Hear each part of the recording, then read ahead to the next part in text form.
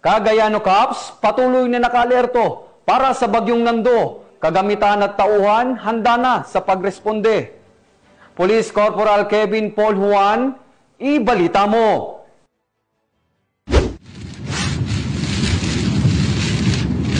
Bilang paghahanda sa banta ng bagyong Nando, naka-alerto at nakahanda ang mga tauhan ng Police Regional Office 2 sa ilalim ng pangangasiwa ni Police Brigadier General Roy B. Parena para sa disaster response operation sa posibleng maging epekto ng bagyong Nando sa lambak ng Cagayan ngayong ika-21 ng Setyembre taong kasalukuyan.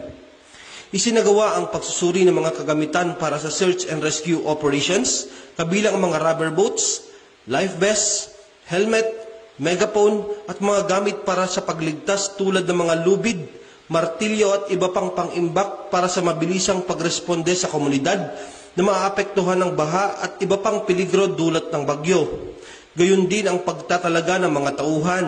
Patuloy din ang pagsasagawa ng water level monitoring ang kapulisan sa mga mabababang lugar at Oplan Tambuli upang paalalahanan at abisuhan ang mga residente na manatili sa kanilang mga tahanan at lumikas patungo sa mga nakatalagang evacuation centers ng kanilang barangay kung kinakailangan. Ang Balikaps ay patuloy ding nakikipag-ugnayan sa mga lokal na pamahalaan at iba pang ahensya ng gobyerno upang masiguro ang kaligtasan ng mamamayan ngayong panahon ng kalamidad at hinihikayat din ang pakikisa at pakikipagtulungan ng komunidad upang maging mas ligtas at handa sa anumang sakuna.